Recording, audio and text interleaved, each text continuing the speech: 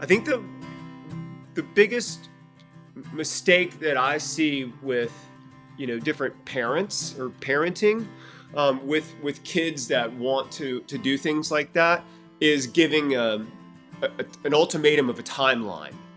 If that's what you want to do, there's definite paths to be able to go out there and earn money and turn that into a career for sure. But you can't put timelines on it. You have to put timelines, and you have to set timelines for yourself with goals and trying to hit different benchmarks and levels of showing growth and showing that you're progressing and you're actually, you're taking this thing seriously. I've met so many parents with kids here in Nashville even that are like, well, he really needs to go to college, and we're funding this for 1 year, and if he doesn't make it in a year, then it's like, your kid's not going to make it in a year.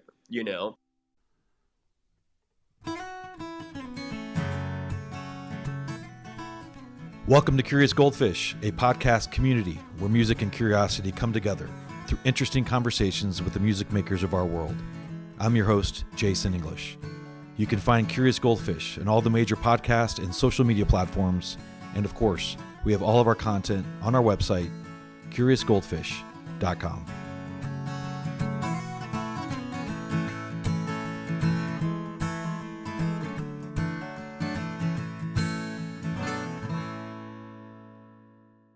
I think we've all felt it. There's a little bit of a feeling that music today is characterized by blurred lines across genres.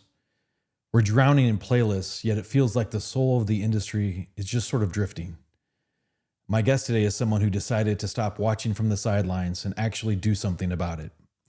Jason Hollis has been a record man for 30 years. He's seen it all, from the grit of the 90s to the corporate shift that's left so many artists feeling like they're just gaming a system designed to keep them broke. He actually moved back to Nashville during the pandemic and realized a piece of history was about to vanish. The legendary Douglas Corner was closing its doors, and rather than let it become a hookah lounge, Jason stepped in to reinvent it as the Eighth Room. He's built a space where he's hoping music will matter again. But that's not all that he's been up to.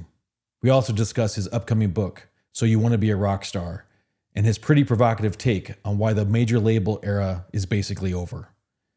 He believes the future belongs to the kids who own their own content and treat their art like a business.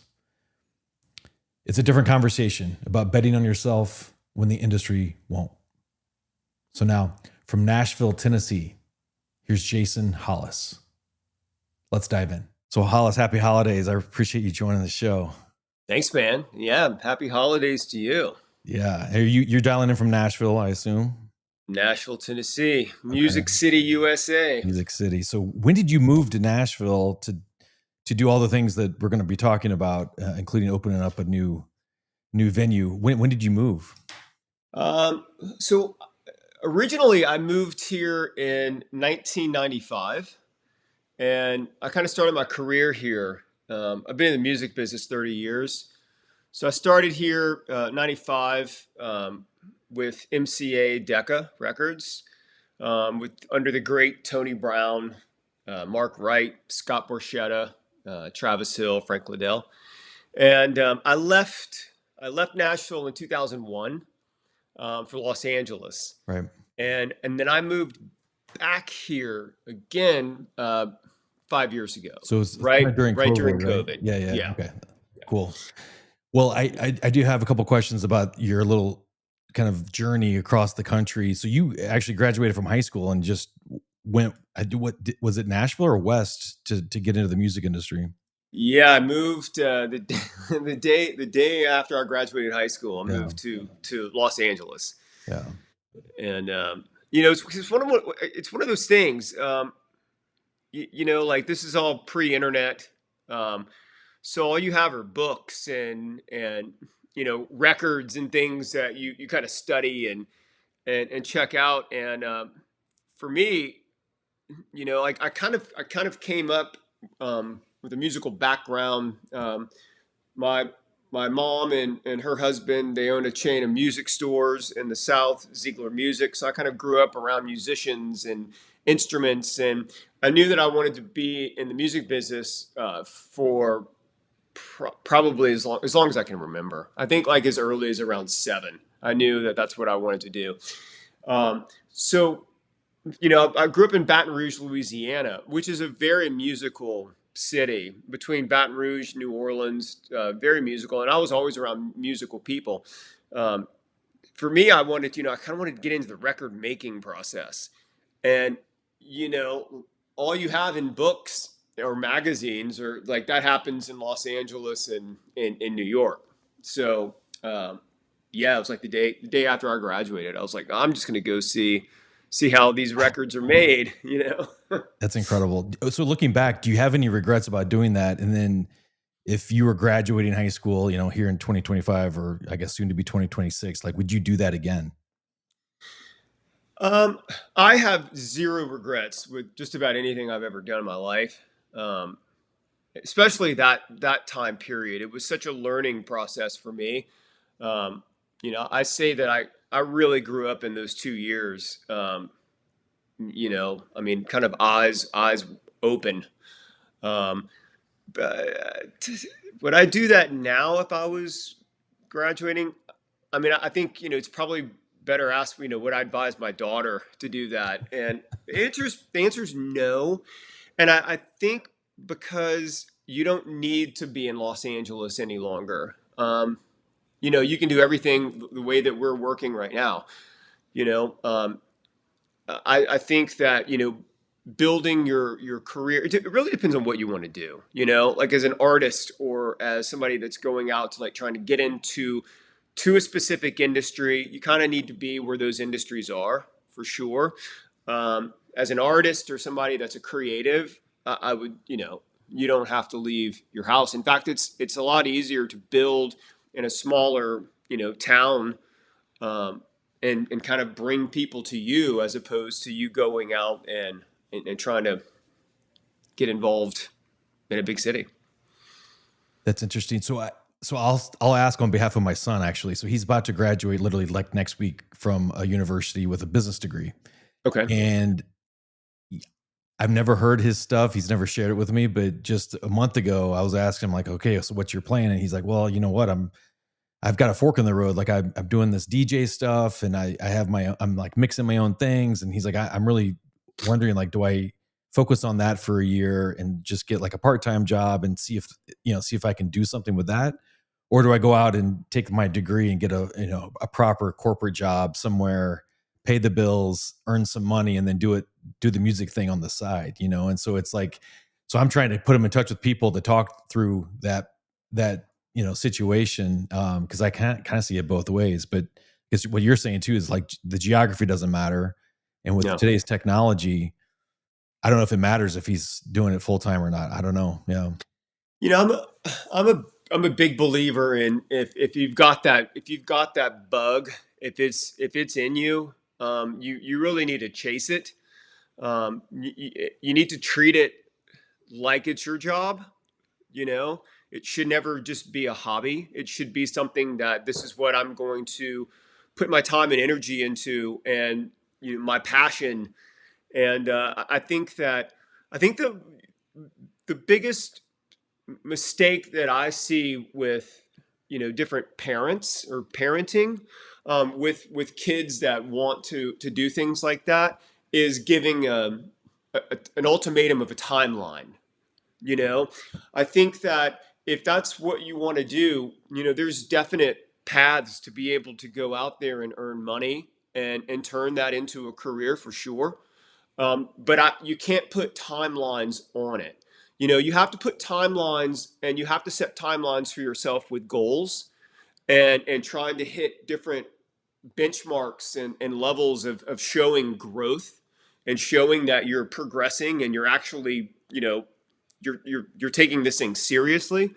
Um, but I've met so many parents with kids here in Nashville even that are like, well, he really needs to go to college, and we're funding this for 1 year, and if he doesn't make it in a year, then it's like your kid's not going to make it in a year. you know. You really have to, this has to be, especially like within the music business. If he's got that thing and he wants to pursue it, you almost have to flip this switch, and you have to make a commitment to yourself, and you have to understand it's not going to be easy. You're going to have to go and you're going to have to work 3 times as hard as you would going and having a corporate job. And I think that's where the passion comes in. Is if you have that passion, it's not really a job. You're working on building something for yourself, but you really do have to flip a switch in your brain and go like, okay, this is what I'm choosing to do. Um, it's not going to be easy. It's going to suck. No. A lot of times it's going to suck, and I'm going to want to quit. But that's when I got to push even harder. And I think the biggest thing is, I'm all for people doing things like that. Chase your dream. You have one life, and if you don't chase it, you're going to regret it down the line. The biggest thing is to have an action plan. To look at map out what a year looks like. Put a game plan together. Have a 3-month goal. Check in. Have a 6-month goal. Check in. Have somebody holding you accountable. Check in with them.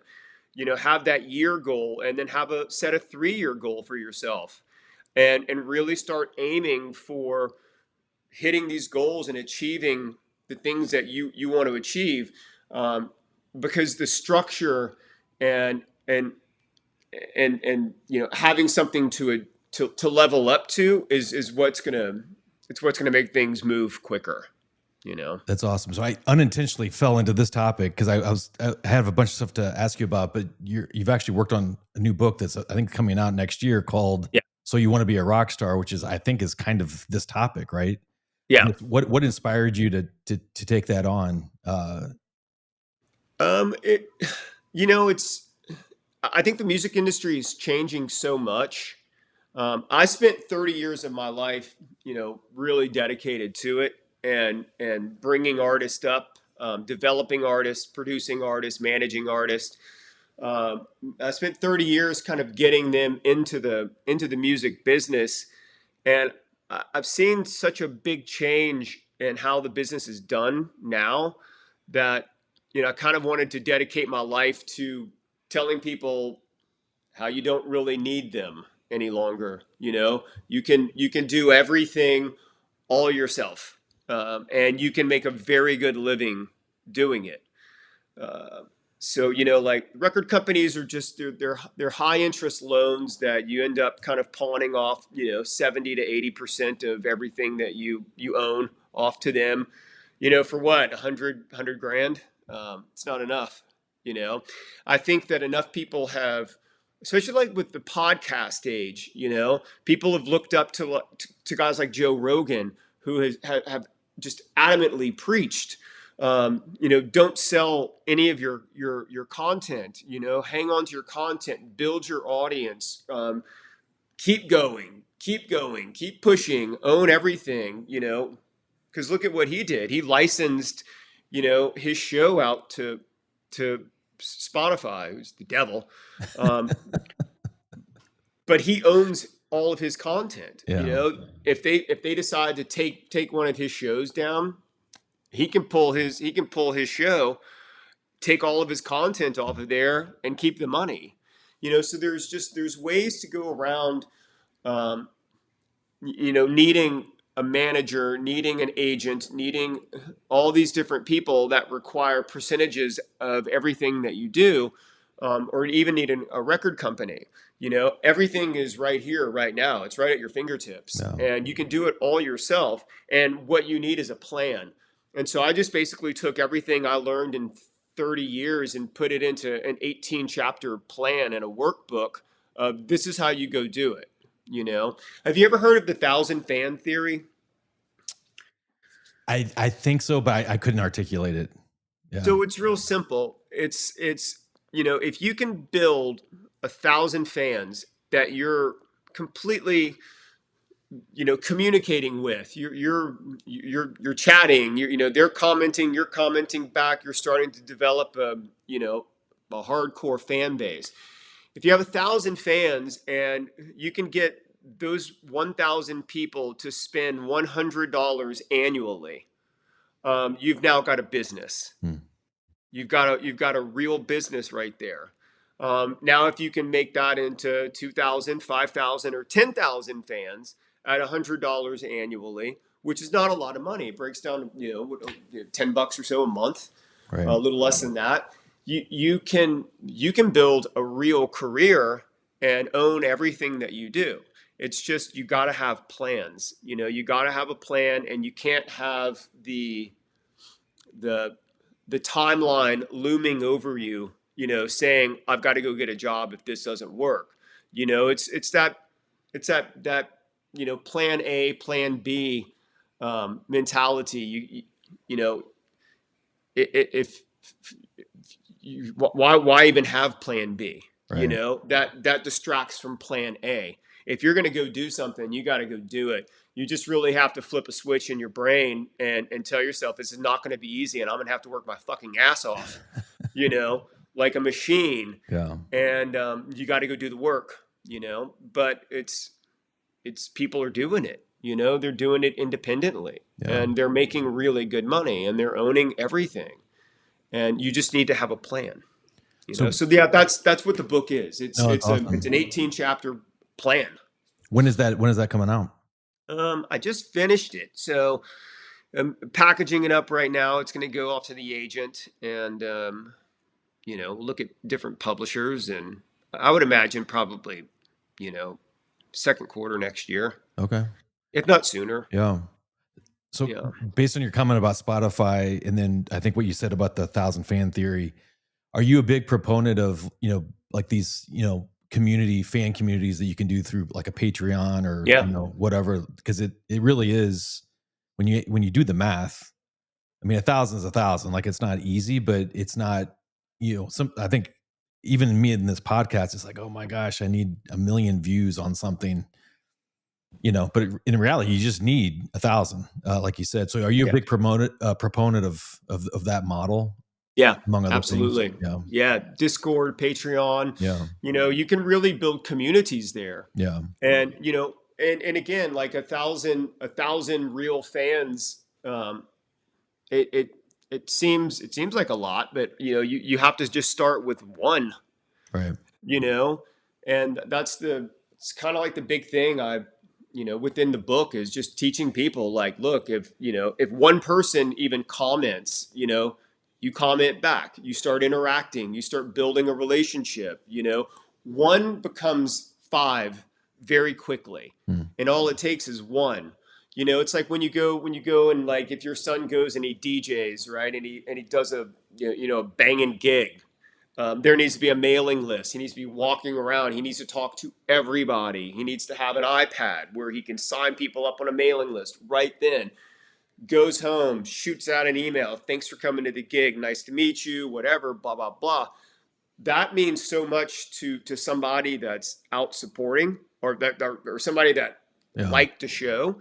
And if you make that contact with them, even if you're blasting it out to 50 people, and they see that, they're coming back with 3 people or 4 people or 5 people. They're bringing their friends. Yeah. And you kind of have to, like, I think the book for me was trying to figure out how to really gamify everything and turn it into, like, action steps, but make it into like a real game. And this is how you do it, now score yourself. And, everything is just kind of, like, it's very regimented. And the way I see it is, like, if you're starting out, and let's just say you're at 10% as an artist or a DJ or a producer or anything like that, a songwriter. If you're starting out at 10%, you get through this book, you're going to be at 90%. You're going to know, you're going to have a plan. And that's the biggest thing that I see between success and failure. People that really have plans, that stick to their plans and stay on it, versus the guys that are rudderless, No, totally. All right. Well, you can have all the talent. Yeah. You can have all the talent in the world. Yeah. And I see that in Nashville all the time. You can have all the talent in the world and be the absolute greatest guitar player or the greatest singer. And without a plan, you're just kind of you're amongst a sea of other people, Yeah, you no, that's know? for sure. Okay. Well, thanks for that. So, when you went to LA, and then I'm going to get to kind of your current stuff. When you went to LA, did you know it was going to be production primarily for you, or did you want to be an artist, or like what was your But game plan there? When you went out there. yeah, by the time when I got out to LA, it was definitely I wanted to make records. Yeah, I wanted to be a record man. yeah, Like Ahmet Artigan, Andrew Luke Oldham, Rick Rubin. These are the people that I really looked up to and read a lot about. Um, I didn't exactly know, you know, how I was going to do it or what was going to get me there. And LA was one of those things where it was just like, well, I'm just going to go see. I'm going to go see, where the bread's made, where the donuts are made.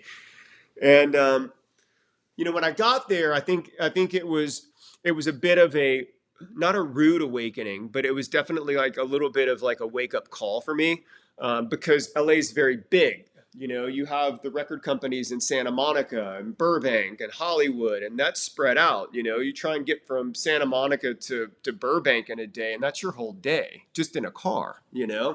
So what I realized was like, okay, this is way too big. But my the apartment that I got was it was in like on the Sunset Strip, so I was right off of Sunset and Larrabee. My balcony overlooked Tower Records, and so I was kind of right in the middle of it. And it just so happened that the apartment complex that I was in, it was very music business heavy.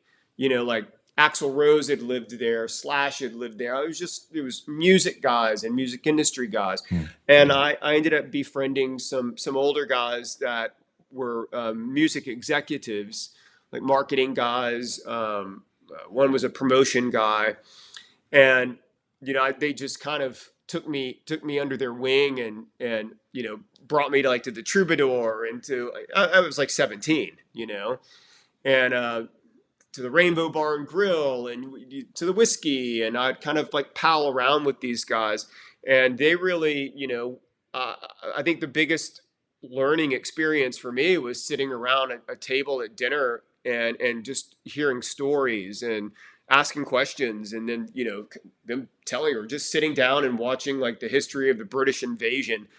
And one of the guys was basically telling me all the stories about everything. So it was I was only there for 2 years, but it was a massive learning curve for me. I really kind of had a sense of Yeah, how it worked. Now I'd gotten to go to some studios. I'd met managers. I'd met some producers. Ironically enough, I befriended Johnny Depp when right around the time he was opening the Viper Room. So I got to kind of go in and see that. And Johnny he's such a music guy. He really is. Like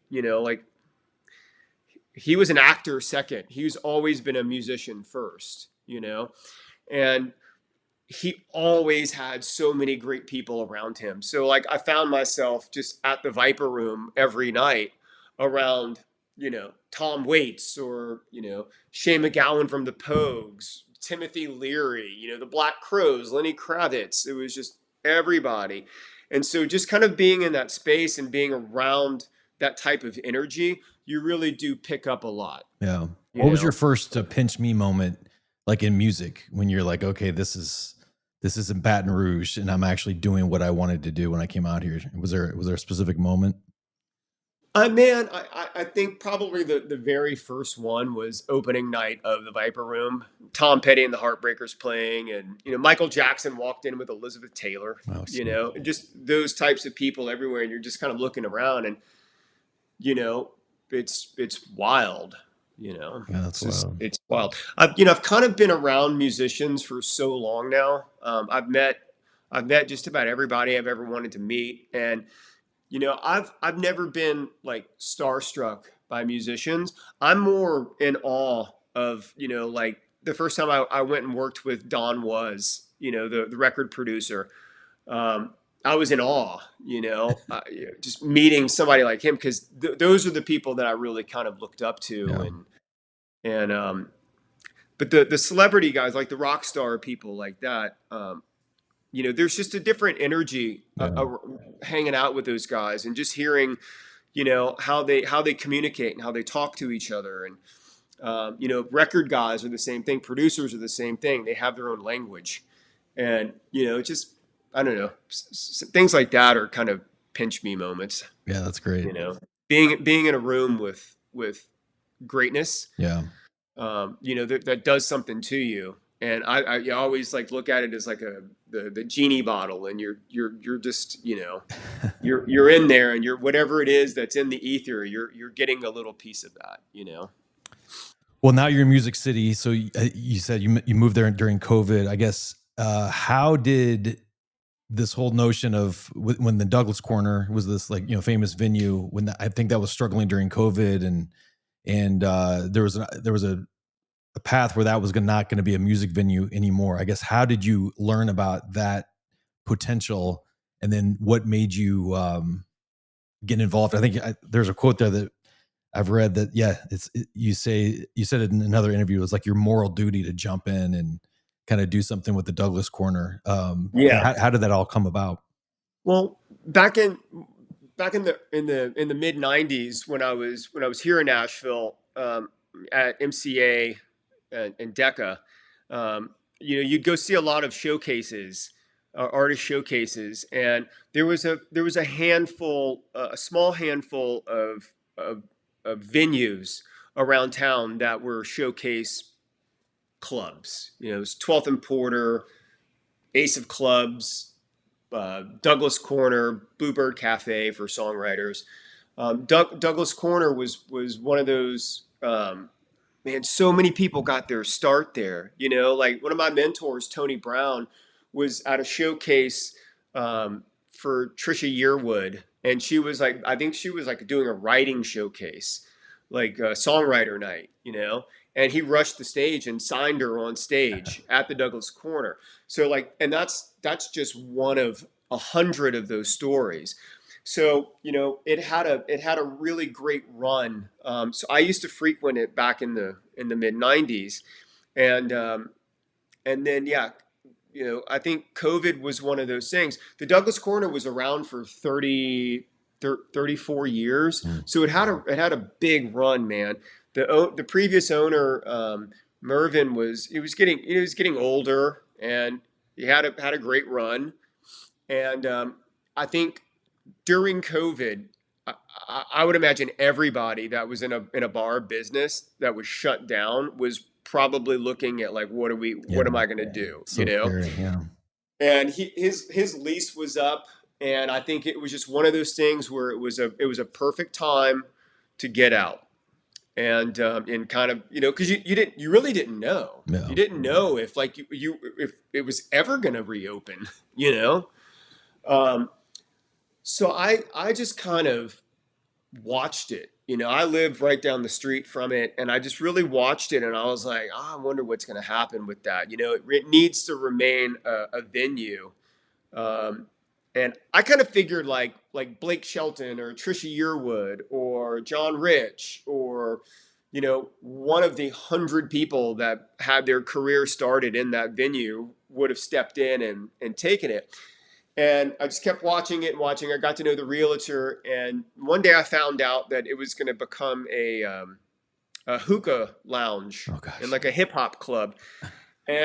And I just went home that night, and I just told my wife, I was like, yeah, I feel like I have a moral duty to go in and say that this is history. Yeah. It's history. It's a piece of history.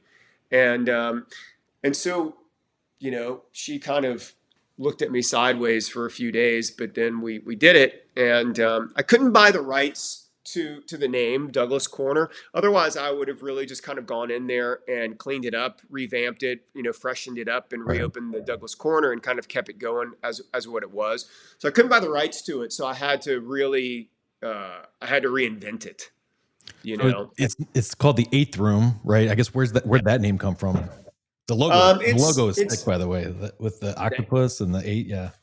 Yeah, thanks, man. Yeah, it's on 8th Avenue, and I knew I wanted the in room in there. And it's funny because I had I had a list of about 15 names and that I was playing with, and I was in Baltimore one time with my daughter, and we went to this sushi restaurant, and there was a sake sommelier, and I was just like, I didn't know they did that. I was like, that's kind of cool. So I called him over and ordered a bottle of sake, and when he brought it to me, it was this Japanese drawing of an octopus on the bottle, and I looked at it and I just kind of like,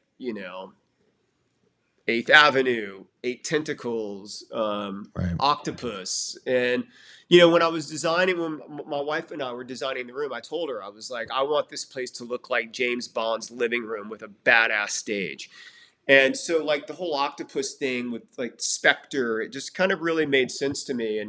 And that's when it clicked. But yeah. Well, Octopussy is one of the most underrated Bond movies, by the way, That from and View to a Kill is my from the favorite, early man. '80s. Yeah.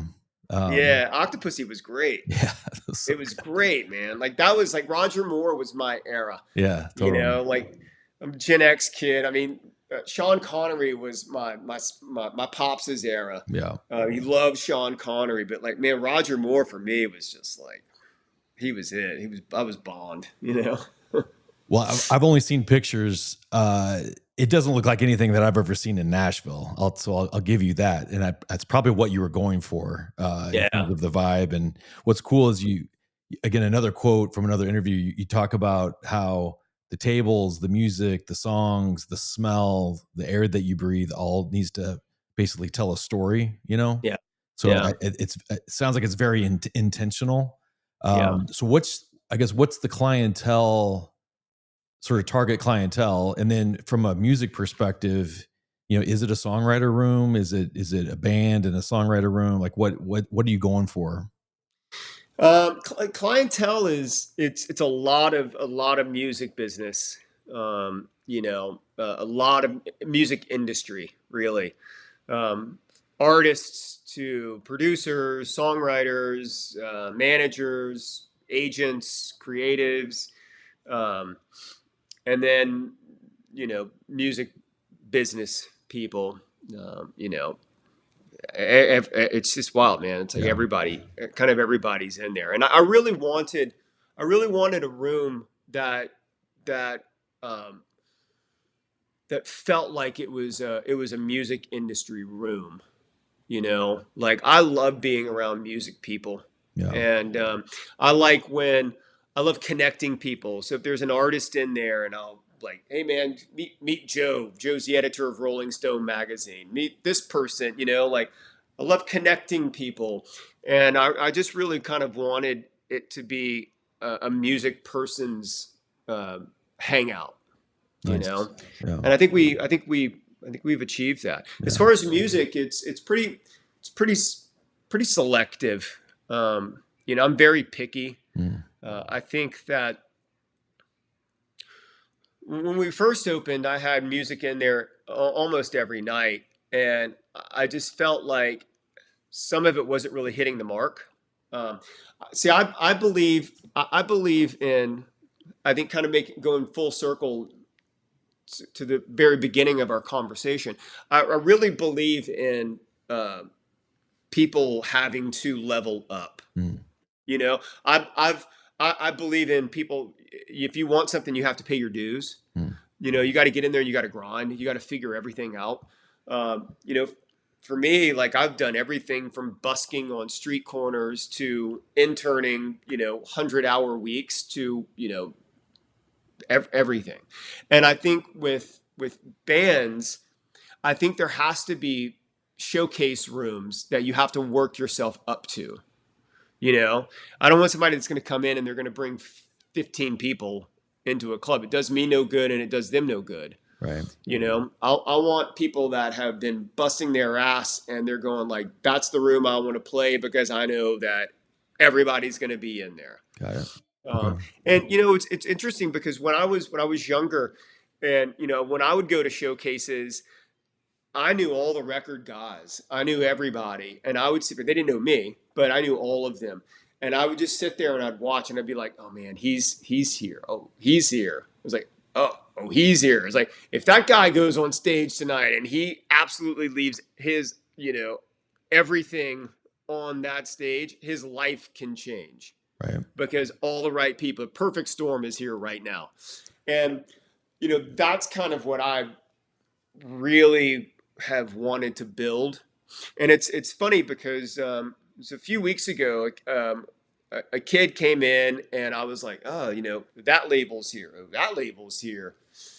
This label's here. And I just went up to him and I was like, dude, if you leave it all on the stage tonight, like something's going to happen. And, I just kind of fired him up. And sure enough, he got off stage and he got signed. That's awesome. How are you going to source your talent? Like, if you've been, obviously a lot of people have been in Nashville. So there's, Third and Lindsley, there's, Skinny Dennis, there's, all the places. And then there's Broadway. There's a lot of talent in Nashville. I mean, yeah. I was talking to somebody on another interview and he's like, the guy that's doing the ground beef at Kroger is probably the best guitar player in the city, whatever. So right. How are you going to, if you're so picky, how are you going to actually find the right folks to come play at the 8th Room? Man, it comes to me, I mean, I know it's one of the greatest things about the 8th Room, about owning the 8th Room is the people that I've been able to meet, and I just feel like I know half of Nashville, pretty well connected. Yeah. But it just has a way of kind of coming in, I'm not desperately out there kind of like, oh, I've got to fill Monday, Tuesday, Wednesday. Right. If it happens, it happens. If it doesn't, it doesn't. For the first 3 years that we were open, I didn't even post hours for the club. I just used our social media and would tell people, hey, this is happening or that's happening. I kept it very secretive, just to kind of, build the mystique. And, we had Queen in one night, before, I read that somewhere. It's crazy. Before Bridgestone. And so when things like that happen, Shinedown was like the first band that we had in the club. So when things like that happen, word travels pretty fast.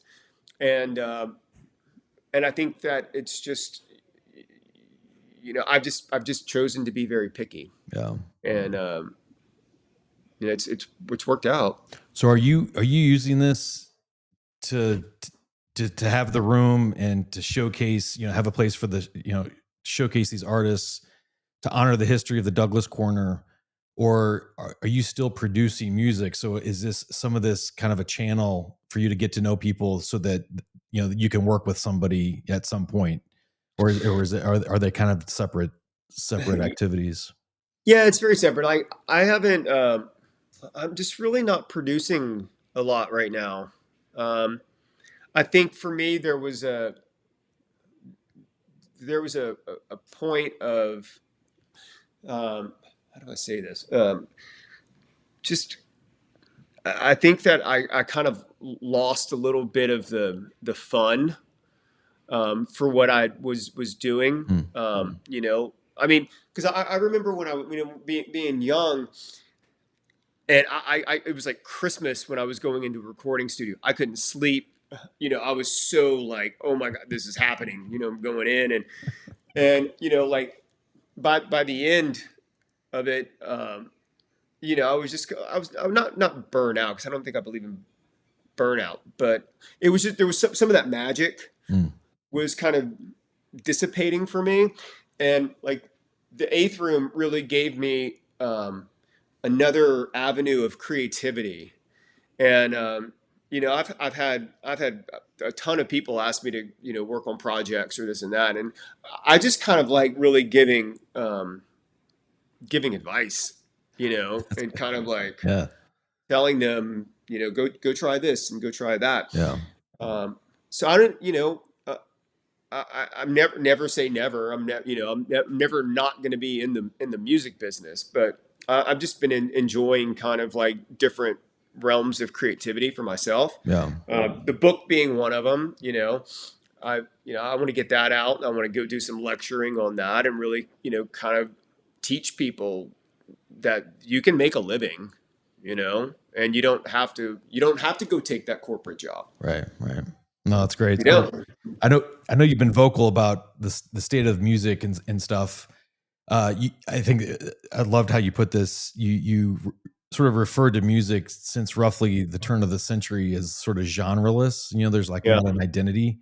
So what do you Yeah. think is the missing creative or cultural ingredient that is missing for the last couple decades that if it came back could recapture some of the energy from, whatever the 60s, 70s, 80s, 90s? What do you think's missing?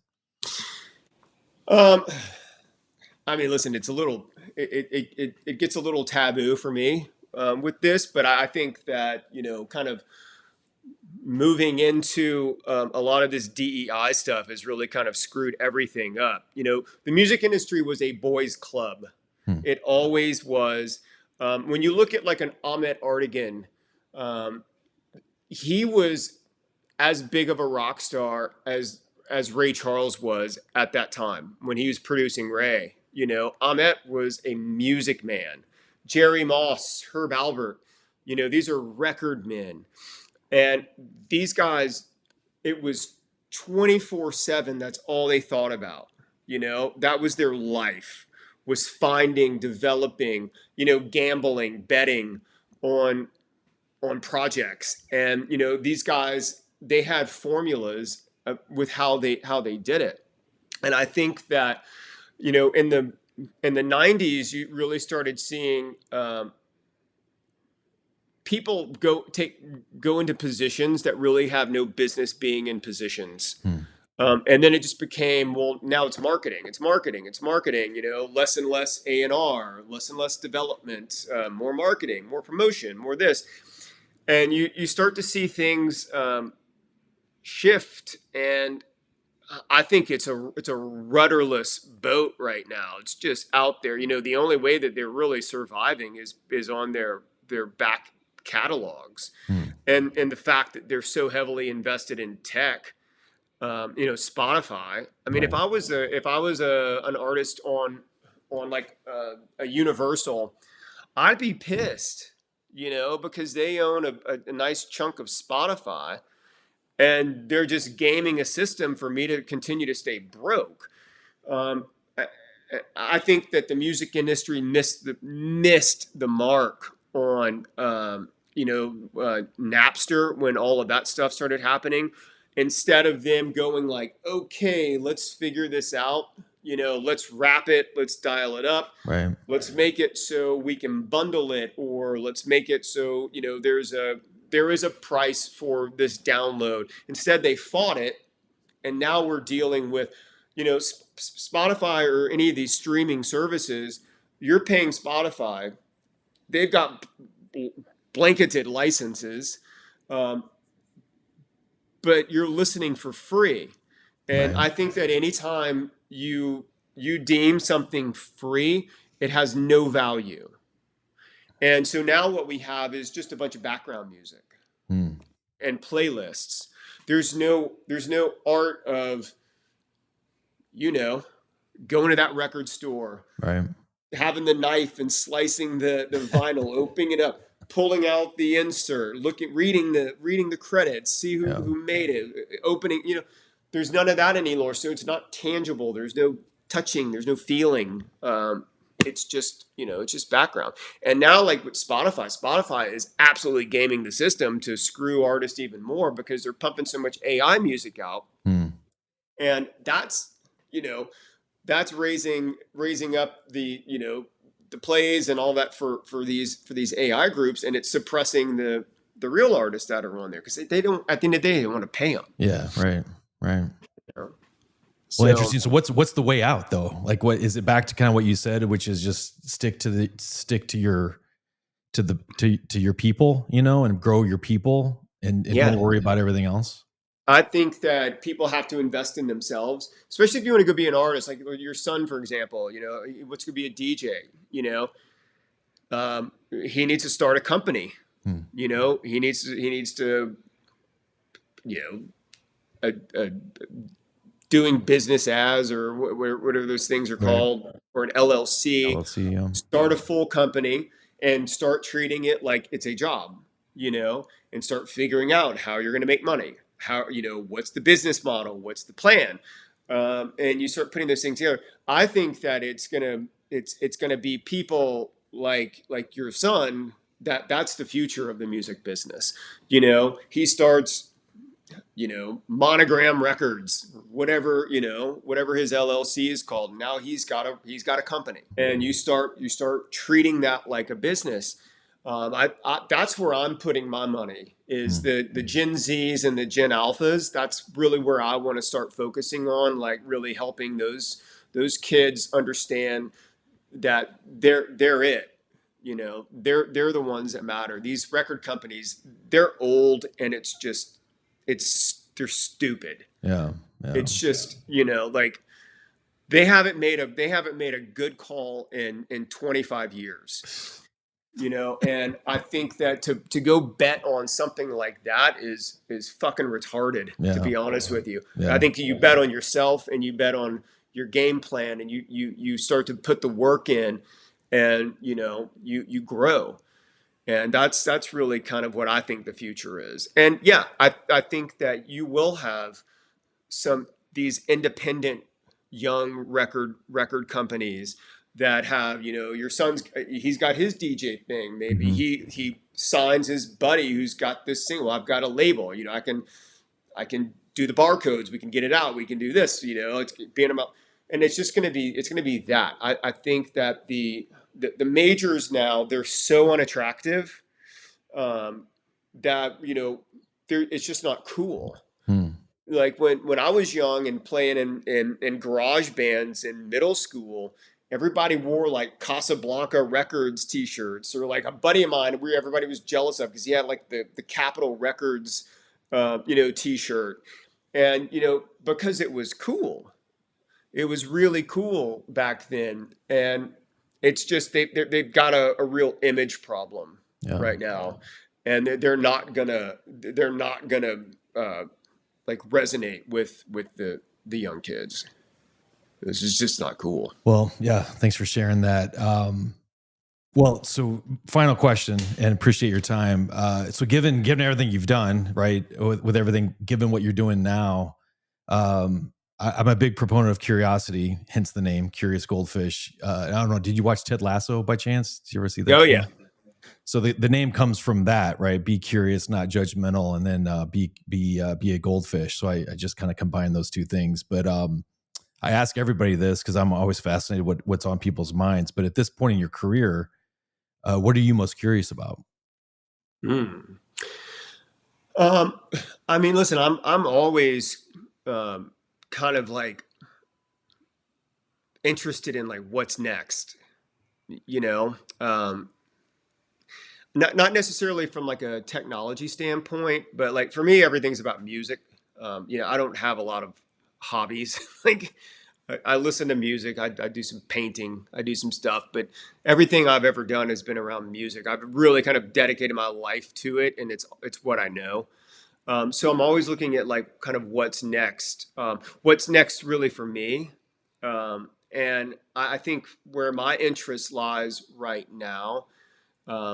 And the reason I went and sat down and wrote a book is because I think that I'm looking at wanting to invest in the younger generation, because I think that the millennials have missed the mark. No offense, guys, but I think they missed the mark. Way too much participation trophy shit in there, and just kind of too many things handed down. I think that you're going to see like the Zoomers and the Gen Alpha, even though I know the millennials don't like them, but that's where I'm curious about that group, and kind of what they're going to do with music and how it's going to evolve with them. And I think that you know, I know like my daughter's she's Gen Z, and she's just like she's a focused, very focused kid, and when she locks into something, it's going to happen. And a lot of her friends that I've met are all kind of like that same way.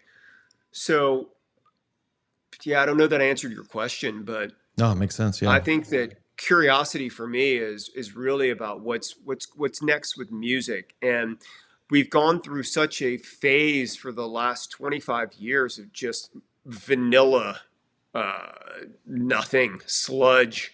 I mean, tell me one hit in the last 25 years that's going to be played in 25 years. Like, you Right. can't name one. You Yeah. can't tell me one. I Yeah. mean, you know what's going to be played? Rihanna, Yeah. Fleetwood Mac, Tom Petty, Yeah. Bruce Springsteen. Yeah. That's going to be played in 25 years. And it just goes to show you that, we have a very big disconnect with music and labels and the messaging and the sludge that they're continuing to put out. Mhm. So I look at kids, I look at like younger kids, like my daughter, who's got a vast musical knowledge, vast, and her friends, they can sit down and they can talk with me, and they know like the 80s, they know the 70s, they know this, they know that. And I think that you know we're gonna see some changes happen. I just don't think it's going to be through the majors. I think it's going to be through the young kids like your son Right. that wants to go and do something like that. And he's just got to know it's either you go do your dream or you go live a corporate life, and you have to be happy with either one. Awesome. You can't do both. Yeah. Yeah. Well, that's good advice. So thank you for that free advice for my son and everybody else. So Yeah. anyway, congrats, Hollis, on the 8th Room. Sounds Thank you. amazing. I can't wait to see it. And good luck with the book in 2026, and happy holidays, man. Appreciate your time. Thank you, sir. Yeah, man. I appreciate you having me on, Jason. It's been All right. fun. Awesome. Yeah.